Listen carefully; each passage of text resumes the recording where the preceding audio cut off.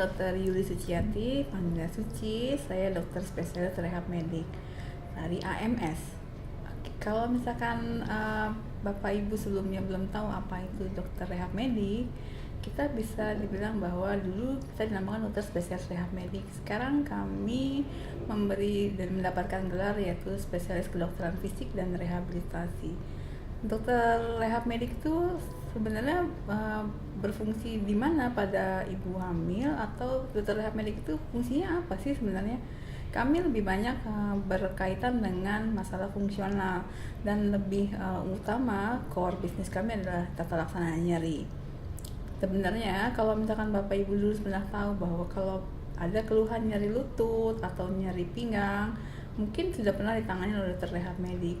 Saat ini dokter rehab medik lebih komprehensif dalam menangani pasiennya, mulai dari mendiagnosis, kemudian memberikan evaluasi dan assessment, juga memberikan intervensi.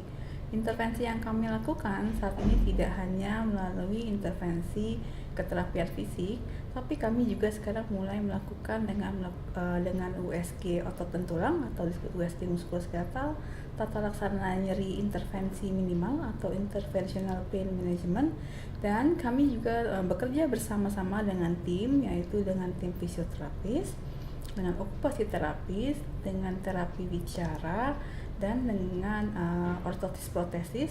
Ortosis protesis ini adalah keterapian fisik yang berfungsi untuk membuat alat-alat bantu dan alat-alat pengganti tubuh yang hilang, serta dengan psikolog dan dengan petugas sosial medis. Kasus-kasus yang kami tangani sebenarnya sangat luas. Kami menangani dari pasien dari mulai bayi hingga pasien usia lanjut atau pasien dalam tata laksana paliatif. Pada pasien-pasien kasus yang kami tangani biasanya kasus cedera otot dan tulang, kasus nyeri, kemudian kasus pemulihan pasca stroke, kasus dengan cedera tulang belakang, kasus-kasus ortopedi atau kasus pasca tulang, pasca patah tulang, ataupun kasus-kasus pada gangguan fungsi tumbuh kembang anak. Nah, ada juga kami juga menangani pasien dengan gangguan fungsi jantung dan paru, misalkan pada pasien penyakit paru kronik ataupun pada pasien gagal jantung. Bagaimana seorang dokter rehab medik itu menangani seorang pasiennya? Misalkan satu orang pasien dengan setelah didiagnosis stroke oleh dokter saraf, kemudian mereka akan dikonsul ke dokter rehab medik. Maka dokter rehab medik akan melakukan evaluasi dan asesmen terhadap fungsi bicara bahasa dan pemahamannya, kemudian fungsi menelannya, fungsi geraknya, kemudian fungsi dari fungsi mengkontrol sphincter fungsi buang air besar dan buang air kecilnya, dan fungsi apakah ada nyeri atau tidak. Sehingga dokter rehab medik akan melihat secara keseluruhan dari pasien secara holistik, apakah pasien tersebut dapat memaksimalkan fungsi yang masih ada dan meminimalkan komplikasi dari cedera yang didapat. Kemudian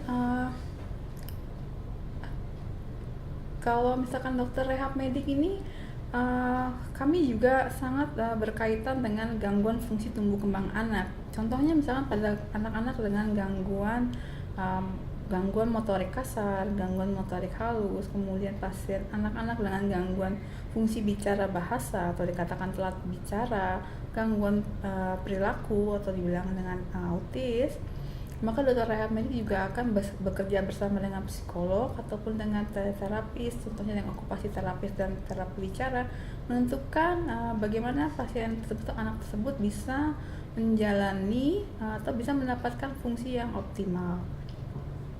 Dari kalau misalkan dari lihat seperti ini, bahwa fungsi kami dokter rehab itu kecakupannya memang luas sekali, tidak hanya menangani apa yang sudah terjadi, tapi kami juga sekarang bisa memberikan saran kepada pasien bagaimana pasien tersebut dapat meningkatkan kualitas hidupnya setelah cedera yang dia dapatkan.